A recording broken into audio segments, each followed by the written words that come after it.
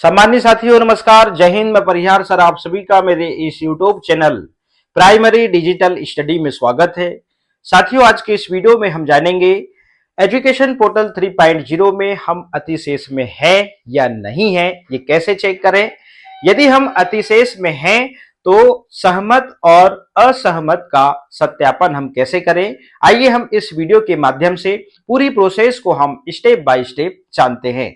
तो साथियों सबसे पहले हम अपने मोबाइल का क्रोम ब्राउजर को हम ओपन करेंगे तो गूगल का सर्च बार इस प्रकार से ओपन होगा। इस सर्च बार में हम एजुकेशन पोर्टल 3.0 आप टाइप करेंगे और इसे आप सर्च कर देंगे।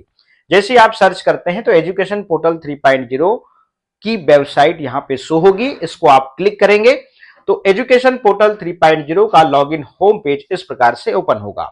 यदि होम पेज इस प्रकार से स्मॉल में यहां पर ओपन हो रहा है तो आप यहां पे 3 डॉट पे क्लिक करेंगे। जैसे आप 3 डॉट पे क्लिक करेंगे तो यहां पे एक मेन्यू बार ओपन होगा। इसे आप ऊपर की ओर ऐसे स्क्रॉल करेंगे, आप नीचे देखेंगे डेस्कटॉप साइट का एक ऑप्शन है, इस पे आप क्लिक कर देंगे। इस पे आप जैसे क्लिक किया स्क्रीन बड़ी हो जाएगी, आपका मोबाइल डेस्कटॉप मोड पर चला जाएगा। इसे थोड़ा सा आप ऊपर की ओर स्क्रॉल करेंगे, यूजर लॉगिन का यहाँ पर ऑप्शन है। कर्मचारी अपनी यूनिक आईडी यहाँ पे एंटर करेगा और पासवर्ड यहाँ पे जो आपने 3.0 में बनाया है, ठीक है ना। और नीचे आप कैप्चर कोड जो है एंटर करेंगे और आप लॉगिन पर क्लिक कर देंगे। जैसे ही आपने लॉगिन पे क्लिक किया तो यहाँ पे जो कर्मचारी अतिशेष में होगा, सरप्लस में होगा, उसका नोटिफिकेशन यहाँ पर शो होने लगेगा। जैसे आपने यूनिक आईडी और पासवर्ड डाला और लॉगिन किया तो स्क्रीन में आपकी यहाँ पूरी इंफॉर्मेशन रहेगी, उसके ऊपर यह वाला नोटिफिकेशन शो होने लगेगा। यदि आप अतिशेष में है तो, नहीं है तो यह वाला नोटिफिकेशन शो नहीं होगा, ठीक है ना। यहां लिखा है आपका नाम अतिशेष मतलब सरप्लस में प्रदर्शित हो रहा है। आपत्ति होने या ना होने की स्थिति में क्लिक हियर बटन पर क्लिक करें और आप क्लिक हियर पर क्लिक करेंगे। जैसे आपने क्लिक किया इस प्रकार से स्क्रीन ओपन होगा, ठीक है ना। क्या आप अपने अतिशेष से सहमत हैं, आप सेलेक्ट वाले ऑप्शन पे क्लिक कर देंगे। जैसे आपने सेलेक्ट वाले ऑप्शन पे क्लिक किया, यहां पे हां और नहीं का एक ऑप्शन आ रहा है। अब साथियों बात ये आती है कि हम स्कूल में सबसे सीनियर कौन है और सबसे जूनियर कौन है। देखिएगा एक एग्जाम्पल दे रहा हूं मैं और इस एग्जाम्पल के माध्यम से आप बहुत अच्छे समझ जाएंगे, ठीक है ना। ये कर्मचारी है, इस कर्मचारी का जो नाम है वो है ए, ठीक है ना। ये एक कर्मचारी है और इस कर्मचारी का नाम है ए और इसने सबसे पहले ज्वाइन किया। मैंने 1 नंबर इसको दे दिया। संस्था मतलब स्कूल की बात कर रहा हूं मैं, है ना। उसकी ज्वाइनिंग डेट से संबंध नहीं है, संस्था में ज्वाइनिंग डेट से संबंध है, ठीक है ना।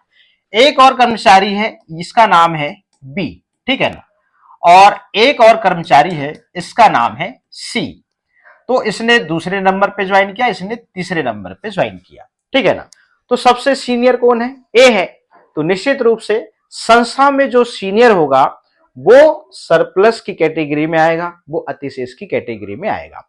मगर एक कंडीशन ये भी हो सकती है कि जो सबसे सीनियर है 1 नंबर का, हो सकता है कि इसके रिटायरमेंट में अभी 1 साल बाकी है, तो ये सरप्लस में नहीं आएगा, ये अतिशेष में नहीं आएगा। अब कौन आएगा, अब आएगा यहां पर कर्मचारी बी, क्योंकि इसके बाद इसने ज्वाइन किया है उस संस्था में, तो ये सीनियर कहलाएगा। तो यहां पर अब बी जो है वो अतिशेष में आ जाएगा। तो यहां पे छूट दी गई है, जिन कर्मचारियों का 1 साल अभी बाकी है रिटायरमेंट का, तो वो अतिशेष में नहीं आएगा। तो यहाँ पे सीनियर जो है अब यहाँ पर 2 नंबर पे जिसने ज्वाइन किया है, बी नंबर का जो कर्मचारी है, ये यहाँ पे सरप्लस मतलब अतिशेष में आ जाएगा, ठीक है ना। अब मान लीजिए आप अतिशेष में हैं, निश्चित रूप से आप इसको क्लियर कर लीजिए। तो आप हां पे क्लिक करेंगे, ठीक है ना। आपने जैसे ही हां पे क्लिक किया तो आप देखेंगे इस प्रकार से अगला जो स्क्रीन है वो यहां पर इस प्रकार से आएगा। आप यहां पे हां पे क्लिक करेंगे और यहां पर आप सेव पे क्लिक कर देंगे। तो फाइनली यहां पे आपकी जो सहमति है उसका आपने यहां पर सत्यापन कर चुका और सक्सेसफुली का मैसेज आ जाएगा। मगर अब यहां पे जो है आप अतिशेष में नहीं है तो आप नहीं दर्ज करेंगे। नहीं दर्ज करेंगे तो यहां पे फिर सेलेक्ट पे आप क्लिक करेंगे, तो यहां पे भैया आप अतिशेष में क्यों नहीं है उसके कारण है। देखिएगा क्या क्या आएंगे यहां पे। कारण है कि सेटअप में यहां नामांकन संबंधित कोई त्रुटि है, संस्था में सेटअप में स्वीकृत पदों की संख्या सही नहीं है, ठीक है ना, जन्म तिथि गलत दर्ज होना, वर्तमान संस्था में कार्यभार ग्रहण करने की तिथि गलत दर्ज होना, ठीक है ना, ये कारण हो सकते हैं, ठीक है ना। अब यहाँ पे आवेदक का विषय गलत है, अन्य शिक्षक का विषय गलत है, ठीक है ना। और क्या कारण हो सकता है, बीमारी, दिव्यांग या अन्य कारण। तो जो भी अन्य कारण है जिसकी वजह से आप अतिशेष में उस संस्था में नहीं है, तो यहां पे से जो है आप कारण चुनेंगे।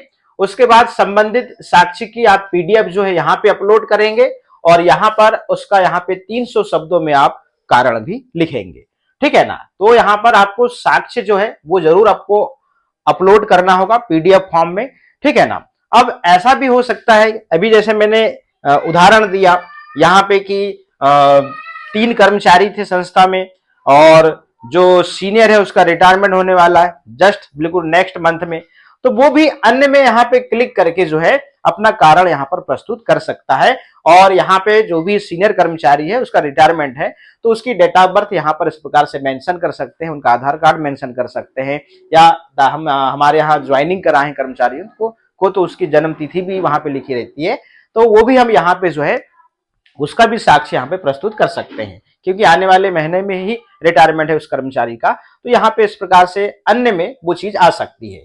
अन्यथा यहाँ पे जो कारण दिए हुए हैं उसको आपको सिलेक्ट करना होगा, उससे संबंधित दस्तावेज आपको यहाँ पे अपलोड करना होगा, कारण भी लिखना होगा और फाइनली आपको यहाँ से फॉरवर्ड करना होगा, ठीक है ना। तो आप इस प्रकार से जो है फॉरवर्ड कर देंगे तो आपका यहाँ पर असहमत का सत्यापन कंप्लीट हो जाएगा। तो साथियों आज के इस वीडियो में हमने ये जाना कि एजुकेशन पोर्टल 3.0 में यदि हम सरप्लस या अतिशेष में आ रहे हैं तो सहमत और असहमत का सत्यापन हम कैसे करें, हमने इस वीडियो के माध्यम से जाना। साथियों आज के इस वीडियो में इतना ही, फिर मिलेंगे हम न्यू वीडियो में न्यू अपडेट के साथ में। आप सभी का बहुत बहुत धन्यवाद।